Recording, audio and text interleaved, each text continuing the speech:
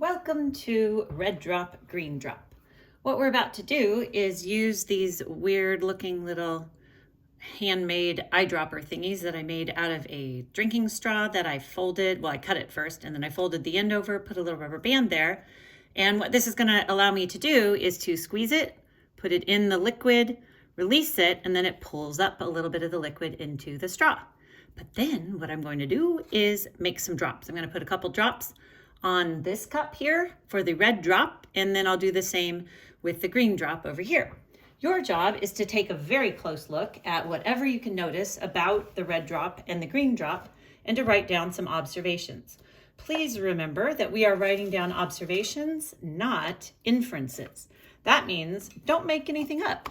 Just base what you're writing down right now on literally what you see. So here we go. Here comes red drop. I will let you know in a little bit what the ingredients are of red drop and green drop, but for now, all we need to do is make some observations. I'll zoom that in for you so that way you can make a good observation.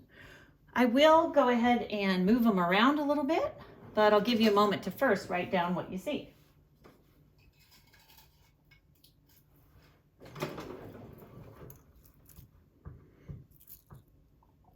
If I take a little toothpick here and just kind of poke it in and see what happens, didn't really allow it to move, but it did kind of combine together. Did you see that? I'll try it again on these two drops.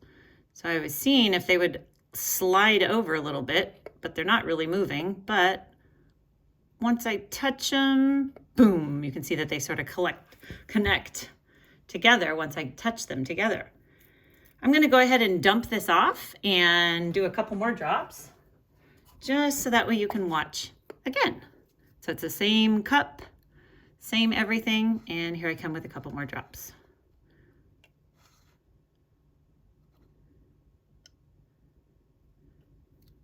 Alrighty.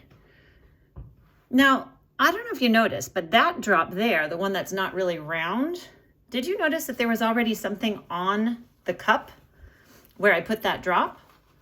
So where there was already a little bit of the liquid left over, it actually made the drop kind of a different shape. So that's kind of an interesting thing.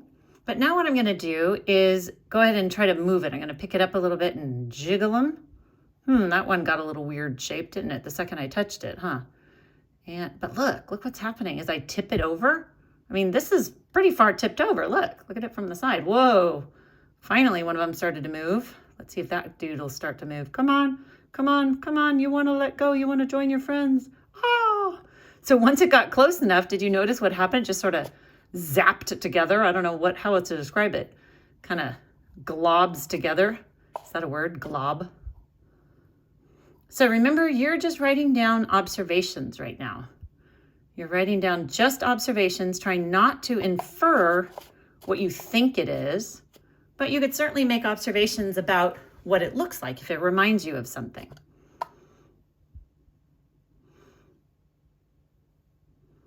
So now that this blob is really big, it seems to be moving a little easier. But at the same time, a bunch of little drops got left behind, right? And those guys, I can't get them to move at all. Here, let me try to dump off the big guy. Wow, he really hung on. Oh. There we go. Ooh, there's even a drop rolling down the outside. Did you see that? And I'll do just a couple more drops, just because it's fun. Oops, squeeze first. Okay, and I'm gonna do it in the dry area. There. So if you would describe these as kind of round little marble shapes, then you're seeing what I'm seeing, because those are definitely poked up. Like, look at this guy here where it was perfectly dry. It's definitely poked up really high like a little marble and very jiggly, right? When I shake it, you can tell it's a liquid of some sort, but it's definitely all stuck together.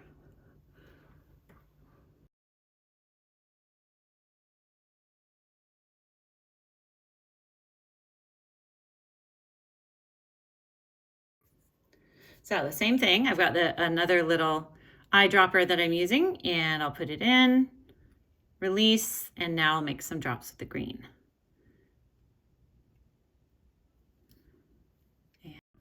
So I zoomed it in a little so that way you can see it up close. And there it is when I'm jiggling it a little bit.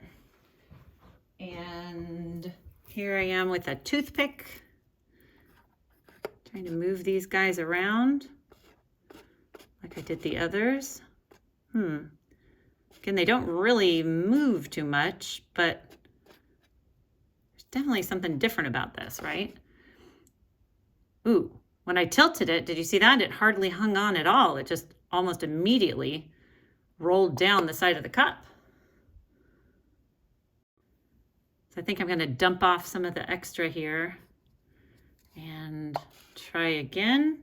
I'll try to do what I did the last time where I looked for a dry spot. So it's kind of dry up in that area. And let's add a little bit more just to make sure we're seeing what we think we're seeing. Oh, did you see that? It got to the edge and it instantly started to run. And there it is zoomed in a little bit. And when I tried jiggling it and tilting it, whoa. So what do you notice all over the cup? That is definitely different than it looked with the red. I'm going to move it over to the red. So even the places where it was wet on the red with the wet red drop, it's like the wet places are all kind of grouped together. Whereas on the green, the wet places are all kind of just, I don't know, runny all over the place, something.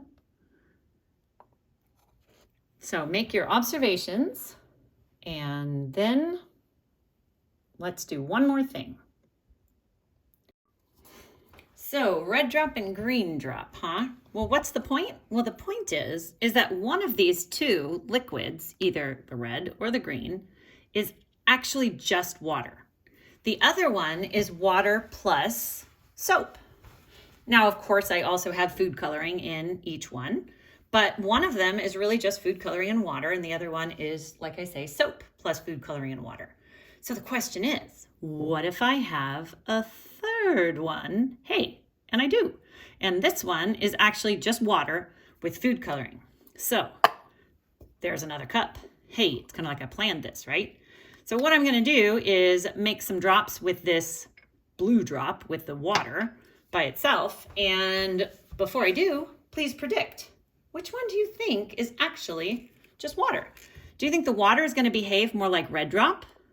Or is the water going to behave more like the green drop? Make your decision, make your choice, and have a reason. Why? Why do you think it's going to be like water? What is it that you saw that made you think, oh, red drop, definitely like water because blank. Or green drop, definitely like water because blank. Now this time I decided to be lazy. I just have a straw that I folded the end over. I just didn't feel like doing the thing with the rubber band. So it's still going to work. I'm going to squeeze it, put it in the water, and pull up some of that blue drop. Ready? Here we go. Ready, ready, ready, ready? Did you change your mind? Do you know? Do you know? Boom. There it is. Which one? Which one is that like? Water apparently is, oops, I was trying to dramatically make one more. There we go. Water apparently is just like the red drop. Look at that. We got these beautiful little round orbs. I mean, that looks really pretty, doesn't it? When I jiggle it, you can really see jiggling. I'm going to tilt it. It's doing that same thing where it's barely moving, right? It's not moving at all, in fact. I don't really want it to spill everywhere. But here's another toothpick, and let's see what happens if I'm trying to move them together. It's doing that thing where it kind of connects together. Can't really get them to move, but there we go. Connects together. And if I tilt it a little, now that they're a little heavier, they do behave a little differently once the drops are bigger. Come on. There we go. Now it moved. Oh, joined together. Yay. Oh, joined together. But again, see, some of it got left behind. And it's not doing the thing like the green drop where it left behind like a smeary residue. It's almost all clean. So what does this tell us? What property of matter does this help to explain? What property of particles does this help to explain? Well, it's showing us that apparently particles can be sticky, right? The little particles of water are apparently sticky. They stick together and make these little round shapes when you make just one little drop. Very interesting thing. So go ahead and finish up your notes and go back to the slides and fill out your last entry on your particle theory of matter unit overview chart. Good job.